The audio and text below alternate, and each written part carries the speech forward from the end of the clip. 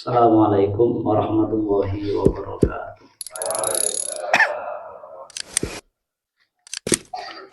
Alhamdulillah. Alhamdulillahil qail wal malikul haqqul mubin. Asyhadu an la ilaha illallah wahdahu la syarikalah lahul mulku wa lahul hamdu wa ma lana rabbun siwa. Raditu billahi rabba wa bil islami dina wa bi Muhammadin nabiyya wa rasulah.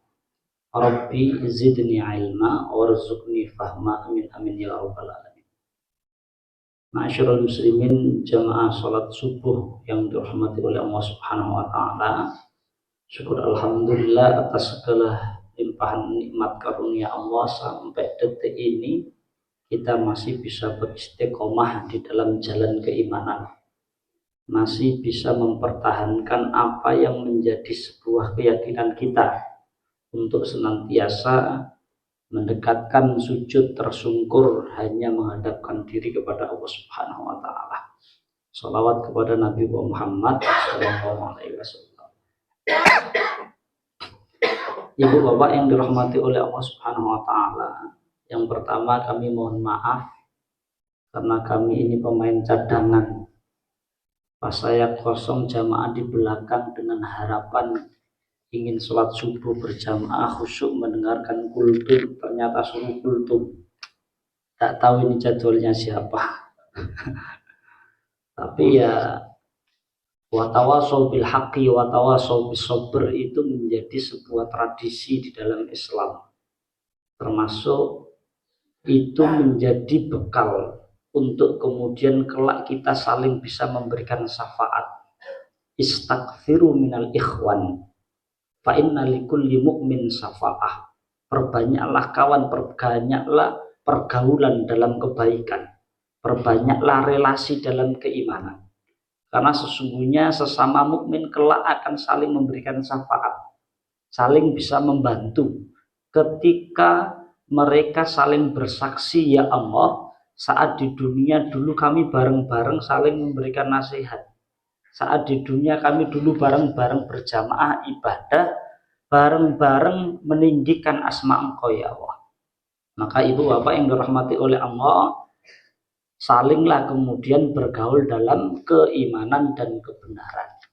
Yang kedua kami sampaikan qalu inna lillahi wa inna ilaihi raji'un. Imam tadi di dalam rakaat pertama membaca surat di dalam Al-Quran, qalu inna lillahi wa inna ilaihi raji'un. Tadi malam ya guru kita bersama, tadi malam tokoh cendekiawan muslim Profesor Syed Naqib Alatas, salah satu cendekiawan dunia dengan gagasannya islamisasi ilmu, mengembalikan semua pada poros keislaman, telah wafat. Salah satu cendekiawan dunia yang menjadi salah satu rujukan di mana kita disadarkan kembali harus kembali pada pijakan keberislaman. Kenapa? Wa tilkal ayyamu nudawiluha bainan nas. Karena banyak orang itu saat kemudian menjalankan kehidupannya, memandang dunia itu lantas gumun, tergagap-gagap dengan perkembangan zaman, tergagap-gagap dengan fenomena kehidupan. Mungkin pada zamannya saat kecil masih santai, tapi saat dewasa menjumpai tantangan seperti ini, tantangan seperti itu, ada ujian yang enak, tidak enak, kok ada situasi yang berubah, akhirnya nggak stabil. Kadangkala sukses, kadangkala gagal, kadangkala hebat, kadangkala dijatuhkan, kadangkala bahagia, kadangkala sedih.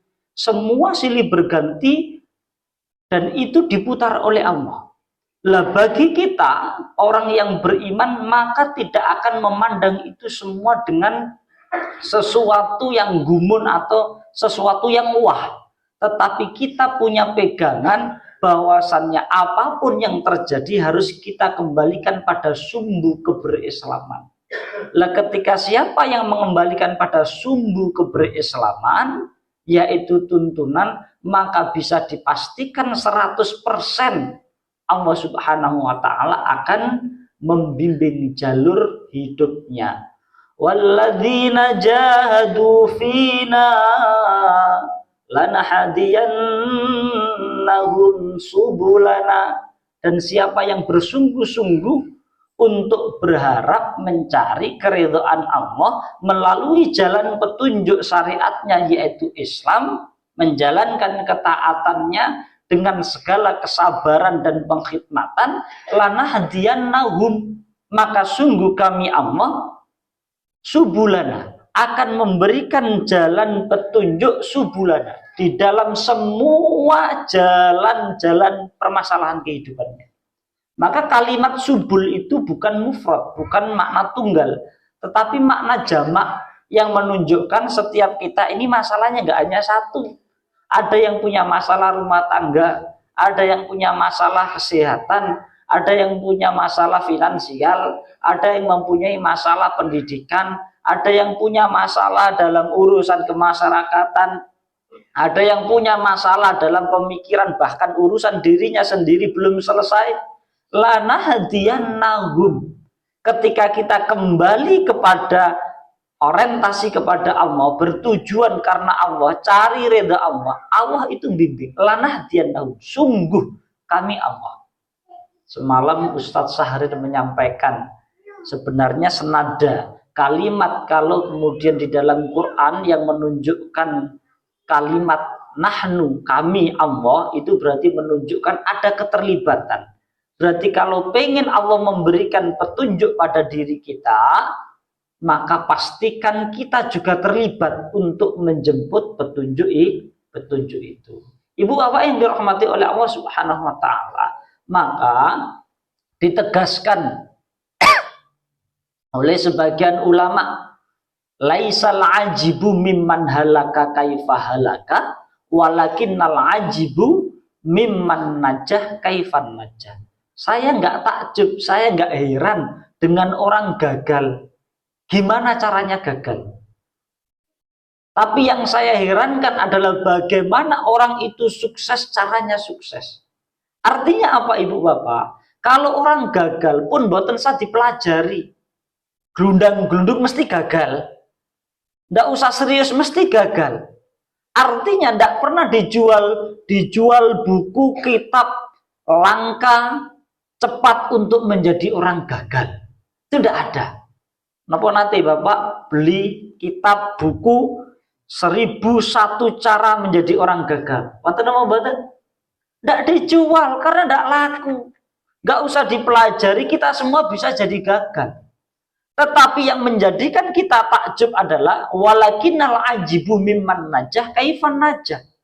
Bagaimana orang itu sukses, beruntung, sukses dunia dan akhirat, gimana caranya ia berhasil? Lah itu yang perlu kemudian kita pelajari.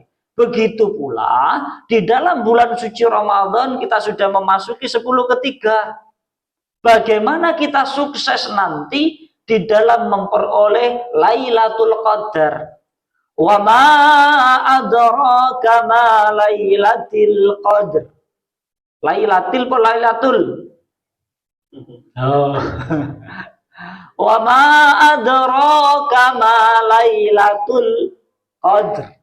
Ya. Kalau Allah menunjukkan dengan bahasa wama adro, ada kalimat adro dan kalimat wama yudrika.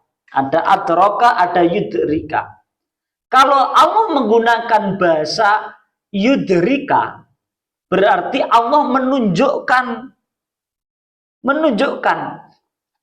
ditunjukkan, ini loh, ada Lailatul Qadar, ditunjukkan. Tetapi berbeda dengan wama adroka. Kalau Allah menggunakan bahasa adroka, berarti saya tunjukkan dan saya perinci juga.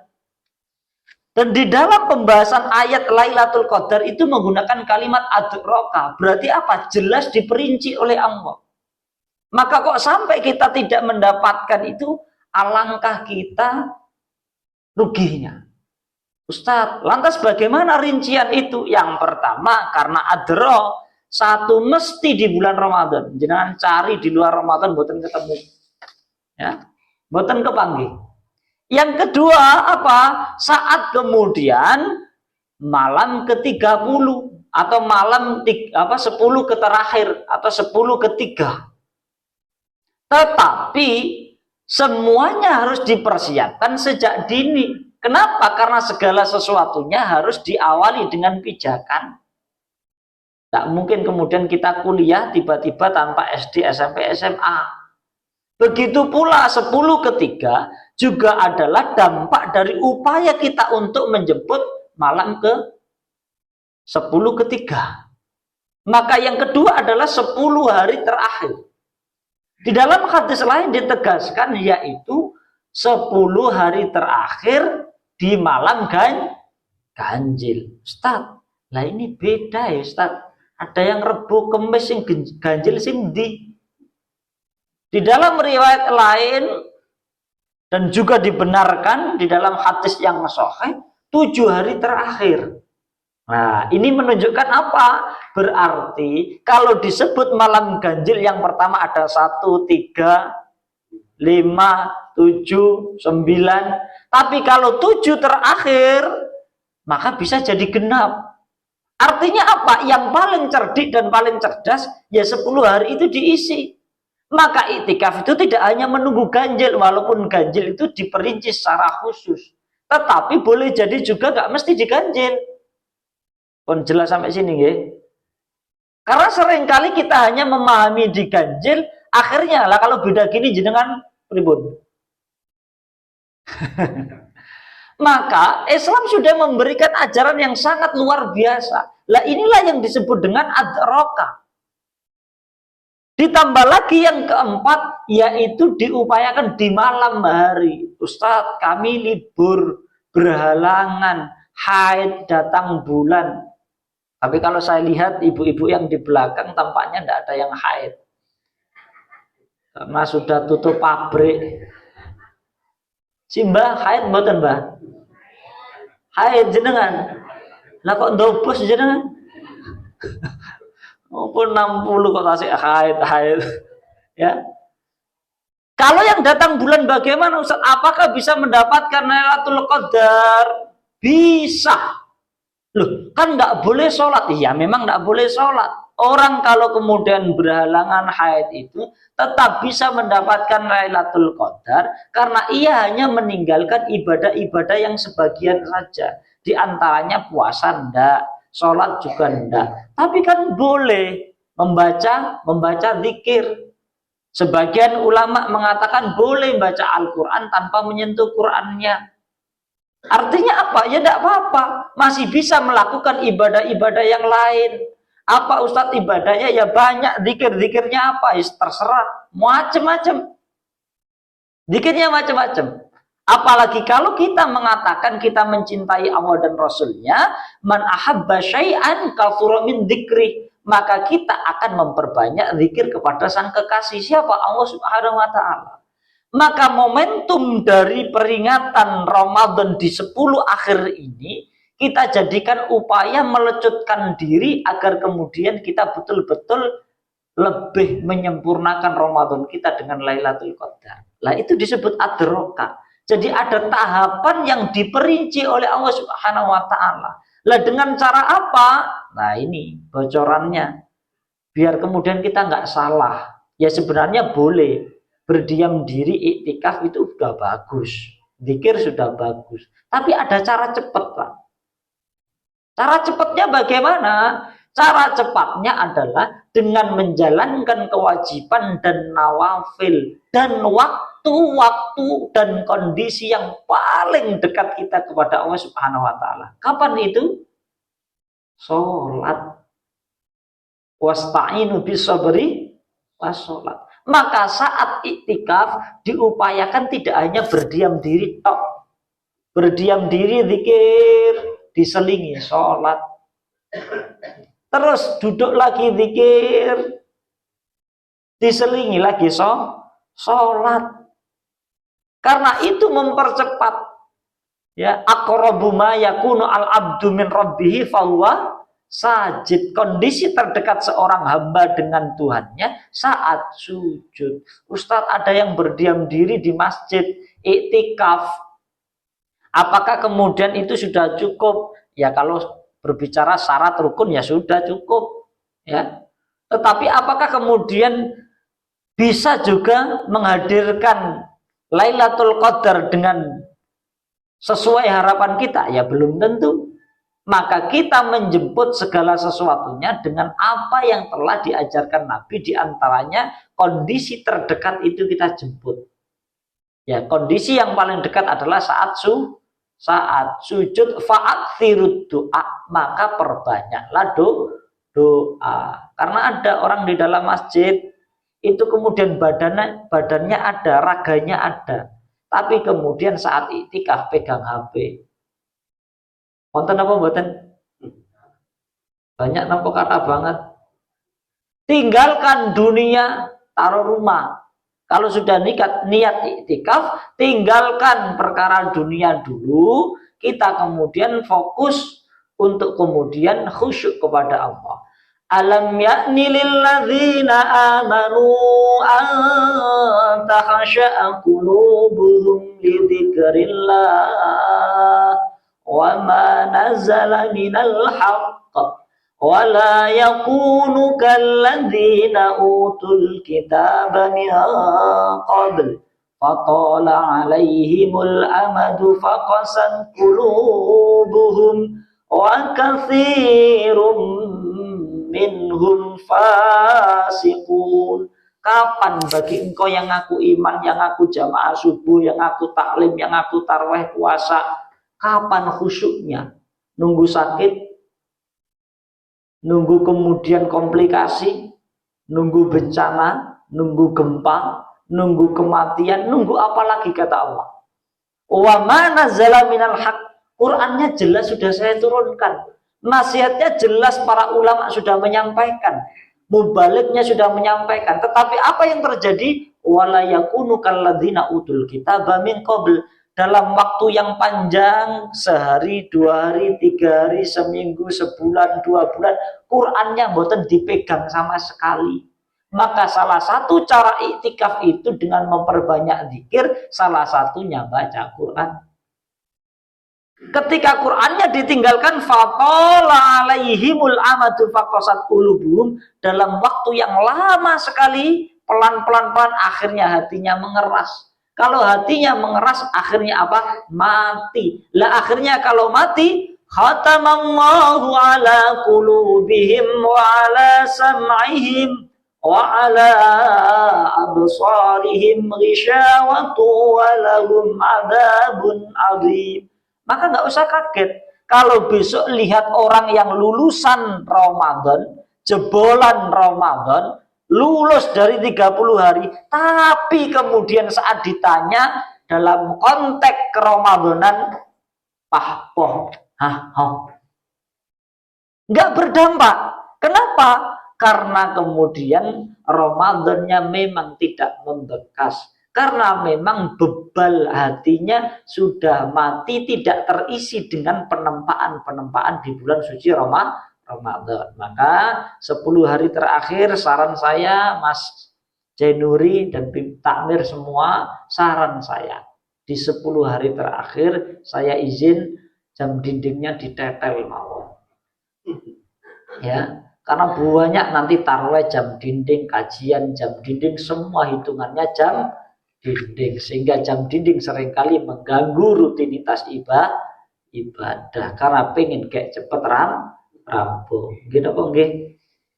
Jenengan pun ngerasa kayak kapan rampung ini? Gitu? Kula mboten batin. Pun ketinggal ten wajah-wajah panjenengan. Kayak nang mudun staf suwe-suwe. Ini saya sengaja, saya perlama agar kemudian ngetes 10 ketiga ini masih stabil napa tasik lihat jam dinding. Gitu nggih Mas Jainuri nggih? Ya. Salah siapa saya suruh naik, bukan jadwal saya. Saya sudah 2 kali, jadwal saya di Muhtadin itu cuma 1 di tarawih pertama, tarawih kedua. Cuma itu. Yang kemarin subuh itu ya cadangan juga, ini juga cadangan juga. Tampaknya besok cari masjid lain saya. Ya, biar nggak jadi cadangan terus. Ya, tapi namanya cadangan tuh ya harus siap saja, namanya cadangan kok ya. Makanya ibu kalau nggak pengen jadi cadangan, jadi pemateri, biar kemudian nggak menggantikan. Nah, kayak saya ini karena nggak terjadwal sekali, ternyata malah sampai 3 kali. Ini kalau kesalahannya ya semoga Mas Jainuri dimaafkan oleh Allah Subhanahu Wa Taala. Saya kira itu nggih Ibu Bapak yang dirahmati oleh Allah. Sebagai penutup, man dakhalal qabra bila zatin, siapa yang wafat tanpa perbekalan, faka'annama raqibal bahra bila safina, maka seperti ia mengarungi laut tanpa menggunakan kapal, kelelep, kedinginan, mati dimakan ikan hiu, ikan paus. Artinya apa? Pastikan kita nyicil perbekalan, akhirnya nanti bisa berjumpa dengan Allah dengan segala bentuk kebaikan. Maka akhirnya kita berdoa kepada Allah di pagi hari ini, zikir pagi, Allahumma barik lana fi bukurina, Allahumma barik lana fi bukurina, Allahumma barik lana fi bukurina, Allahumma bika asbahna wa bika amsayna wa bika nahya wa bika namut wa ilaikan nusur. Bismika Allahumma nad'u fi ghuduwin wa rawah, laka minna kullu hamdin fi masa'in wa sabah, hablana minka rasyada wahdina subul salah, inna taqwallahi nurun wa tariqun lil falah. Semoga Ramadan kita diterima, semoga kita berjumpa dengan husnul khatimah dan kita dimasukkan surga oleh Allah tanpa melalui hisab. Amin Allahumma amin. Nasrun minallahi wa fathun qarib wa basyiril mu'minin. Assalamualaikum warahmatullahi wabarakatuh.